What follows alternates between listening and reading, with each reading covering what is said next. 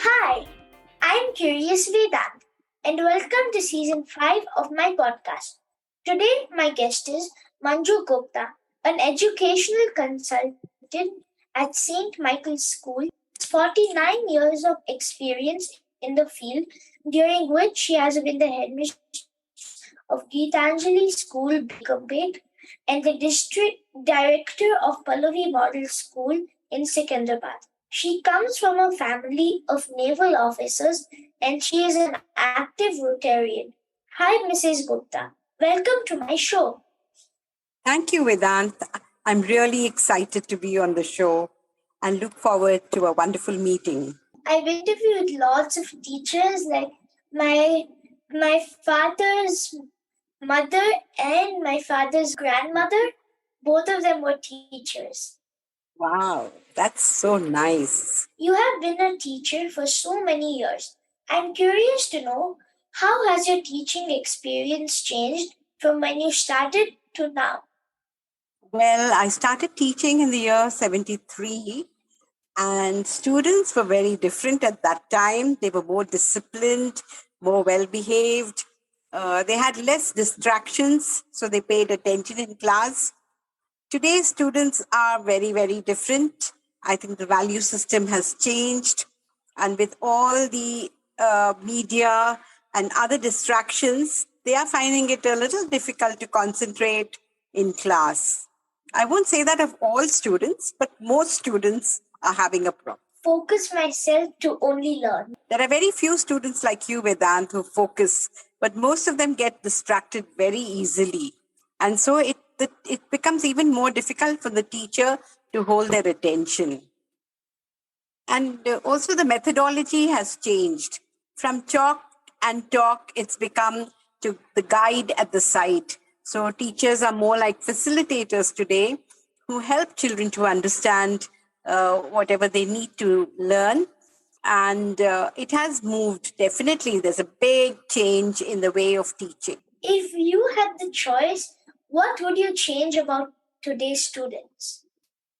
If I had a choice, I would make sure that they're more grounded, that they have better values, that they are more disciplined and respectful, and grow up to be good citizens, good human beings, more than anything else, because that is very important. Yes. And dear listeners, if you're a student, please focus in class, like Mrs. Gupta said. Yes. What are the similarities and differences among the different roles you have played in your teaching career? Well, the first 18 years, I was a teacher where I taught classes right from grades 7 to 10. And I taught English, I taught social studies. I even did some math and science for a year.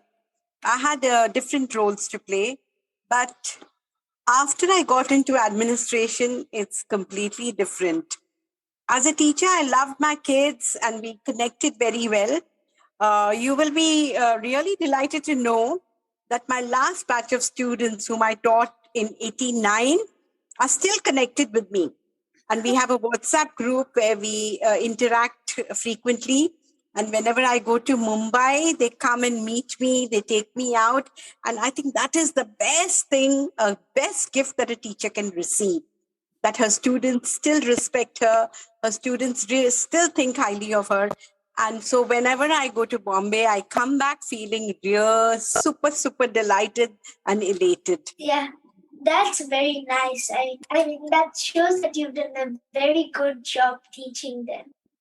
I know. I enjoyed myself. I think that is what a teacher needs to do, is not only have the passion for teaching, but should enjoy teaching, should love her students and help them as best as she can.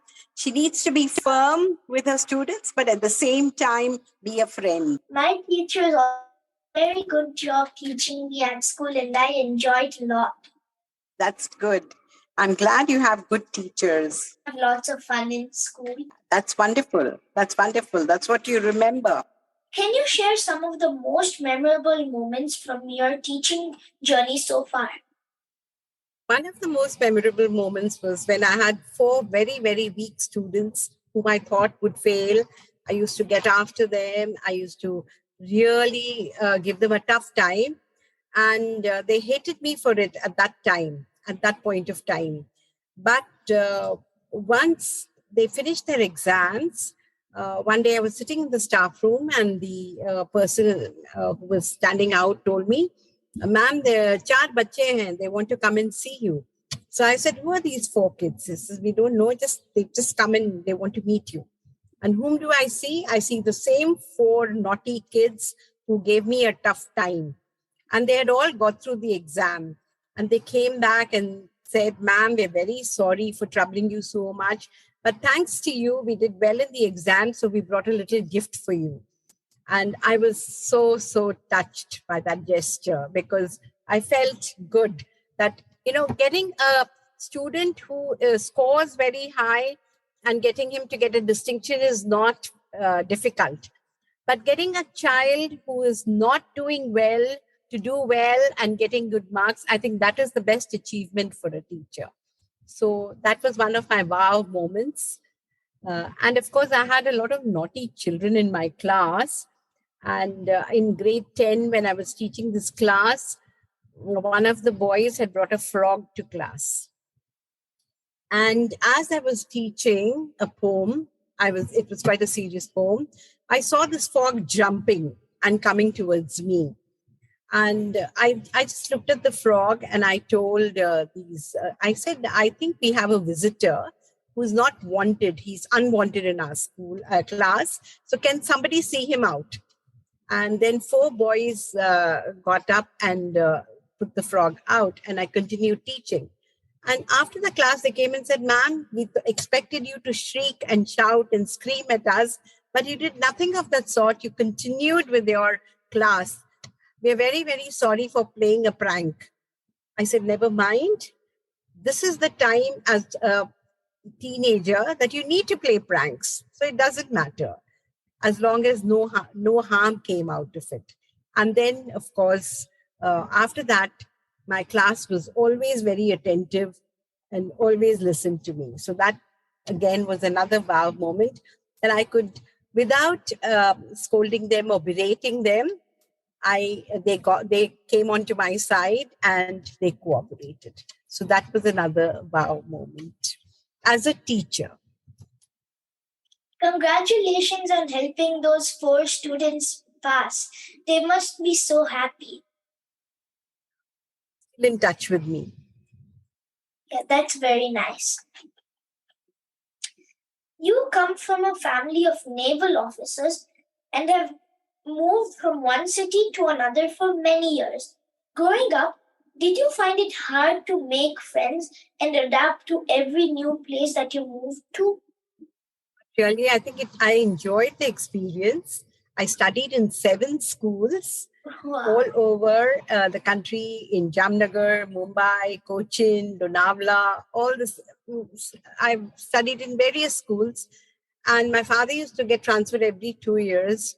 But I think that taught me a very important quality, and that was to make friends easily and to adjust to new surroundings very, very easily.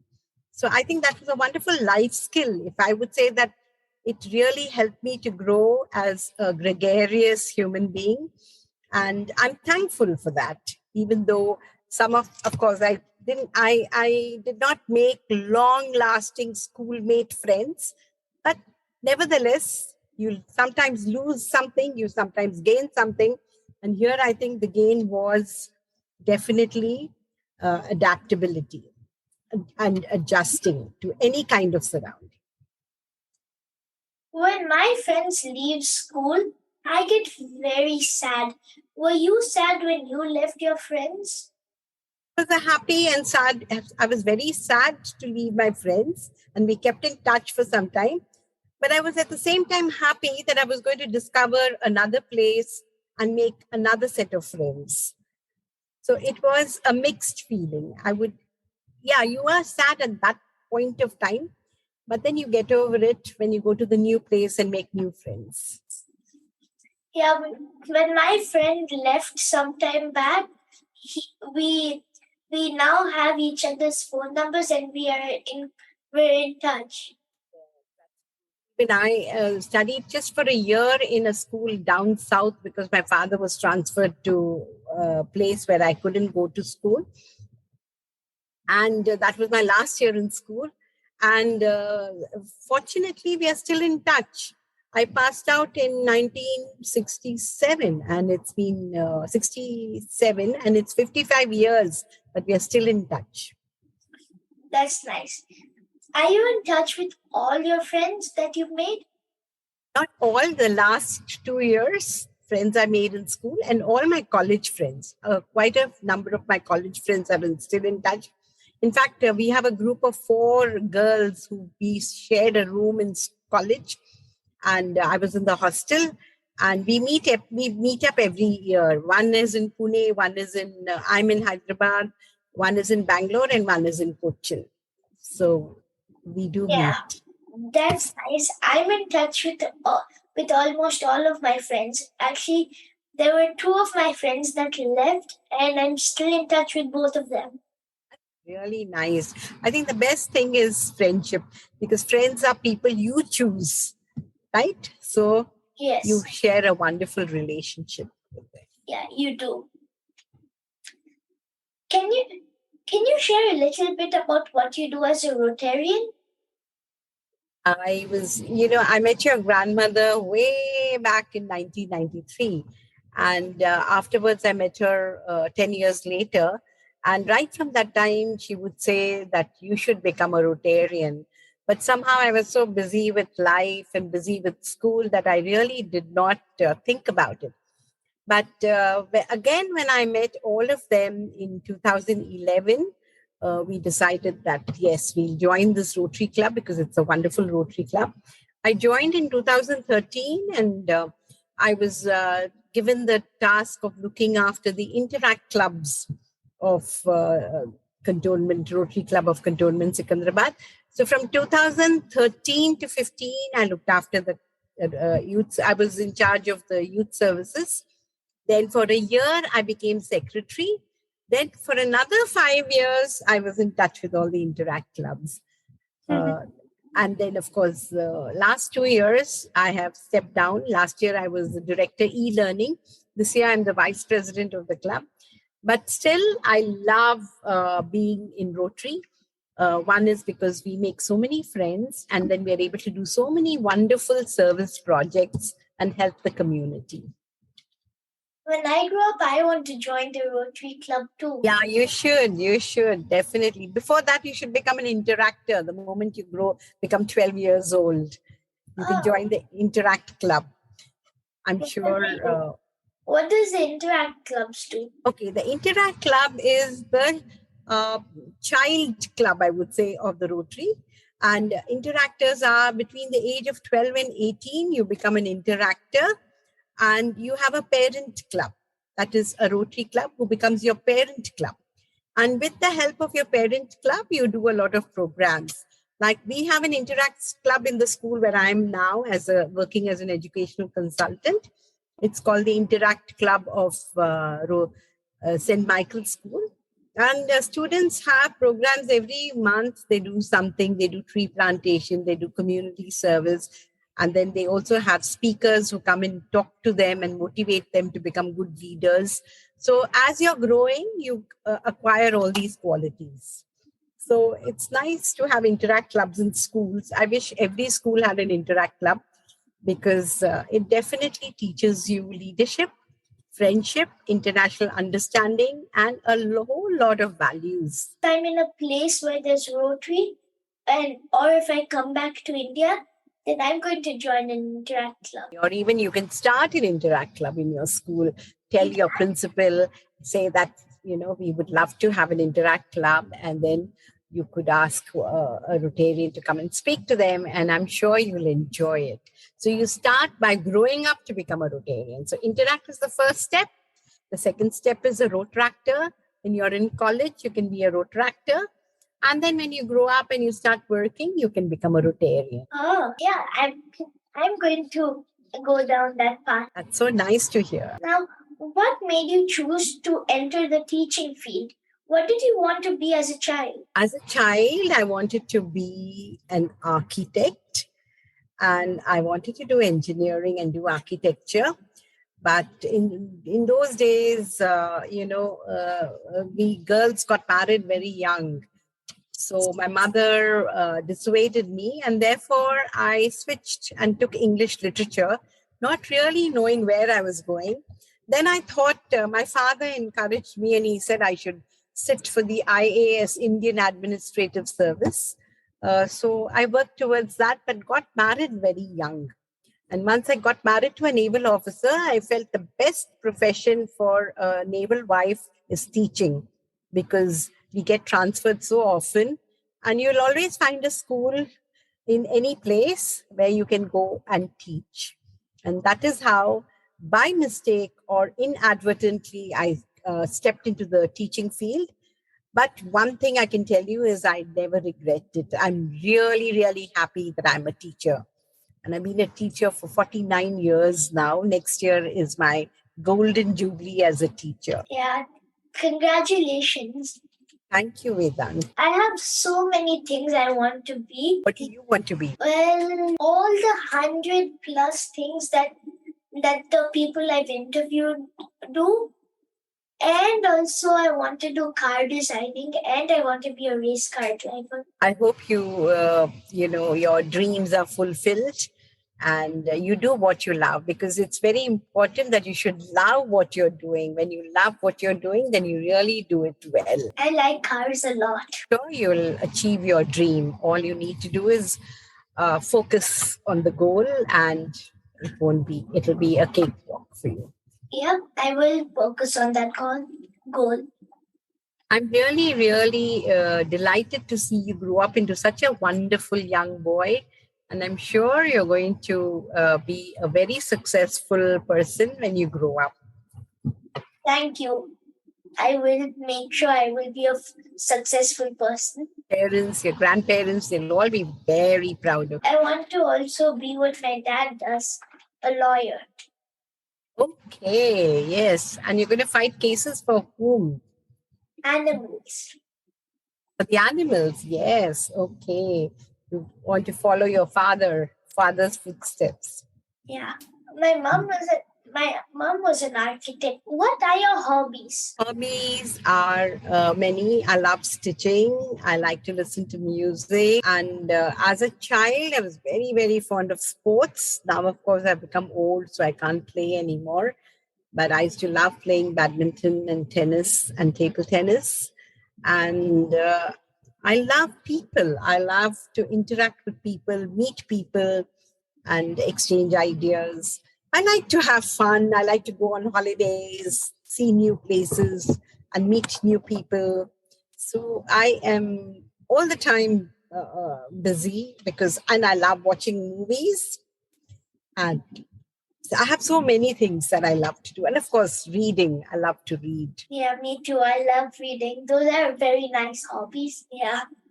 That's why I never feel lonely, because I always have something to do. Yeah, for me, wherever I go, I have something to do. That's important. Yeah, thank you so much for coming on my show. Thank you so much. All the best, Vedant. Thank you. And keep going, keep smiling, and enjoy life. Thank you. I will. And thank you for coming. Thank you, Vedant. Thank you for having me on your show. I feel very special. Thank you. Welcome. I enjoyed this a lot. Dear listeners, follow my Facebook page, Curious Vedant, to get updates on my upcoming episodes. To listen at leisure on your phone and get notified about future episodes, subscribe by searching for Curious Vedant wherever you get your podcasts, such as Apple Podcasts, Spotify, Stitcher, Google Podcasts, and many more. You can also listen to my show on CuriousVedant.com. Thank you for listening to Curious Vedant, and don't forget to rate and leave comments.